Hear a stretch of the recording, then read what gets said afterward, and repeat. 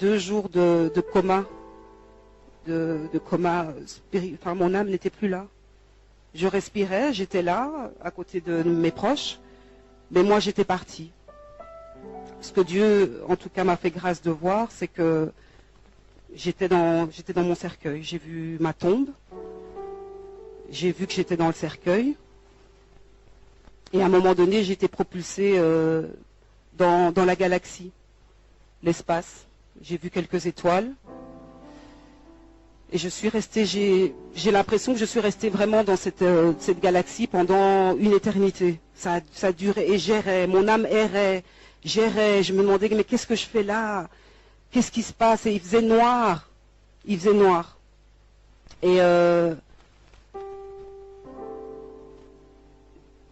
après ce que j'ai vu les ténèbres, donc une nuée très sombre, et une nuée et la lumière en fait. Donc j'ai compris par la suite, parce que j'entendais des voix, c'était vraiment les anges de Dieu et les suppôts de Satan qui pas négocier, parce qu'on ne négocie pas avec Dieu, mais le diable qui réclamait mon âme en fait, et ma vie. Et il disait, mais enfin, Seigneur, il y a un pacte qui a été fait, elle n'a pas suivi tes voies, elle n'est plus digne d'être appelée enfant de Dieu. Donc elle est devenue mon enfant, donc voilà, il faut nous la laisser. Donc c'était vraiment comme s'il y avait un combat spirituel entre les ténèbres et la lumière. Et à ce moment-là, je sais pas, un esprit démoniaque m'a pris et m'a demandé si j'étais prête. Et il m'a dit, regarde en bas, là-bas, le trou noir que tu vois, on va y descendre.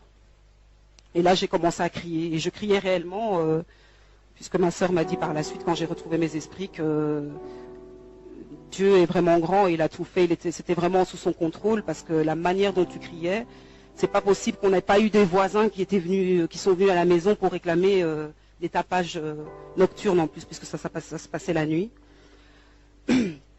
Et donc cet esprit démoniaque m'a précipité dans le trou.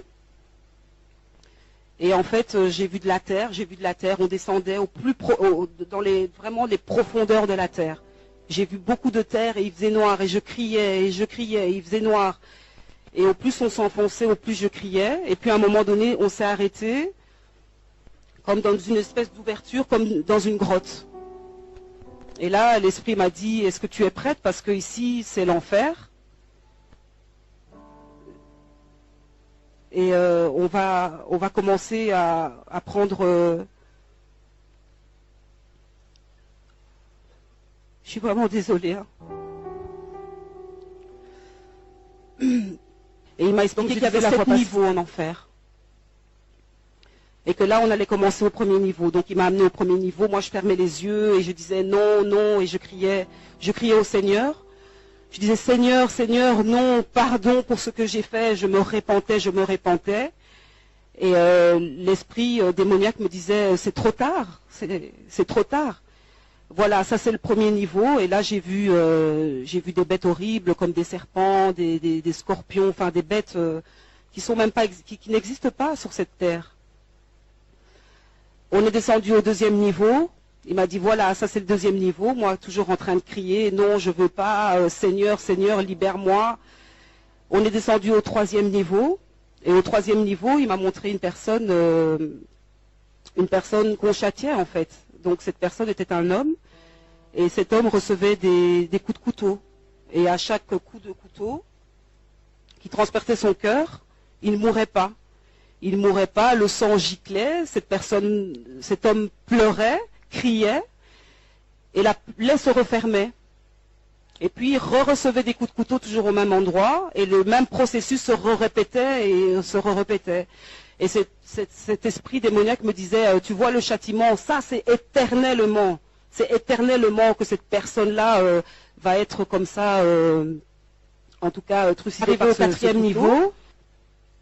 Et cet esprit m'a m'a expliqué que le 4e niveau était le niveau de mon châtiment à moi par rapport au péché dans lequel j'étais.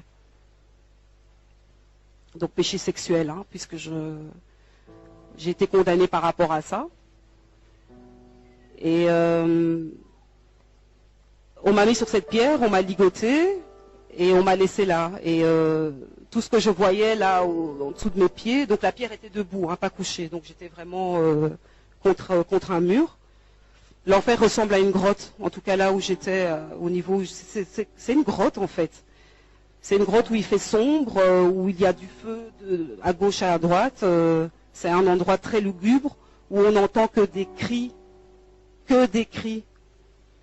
d'épouvante qu'on n'a jamais même entendu dans des films d'horreur. Et moi je criais, on criait avec toutes les filles. Et des démons venaient, me touchaient, me pressaient à mes parties intimes. Et l'esprit m'a expliqué que ton châtiment c'est d'être violé éternellement.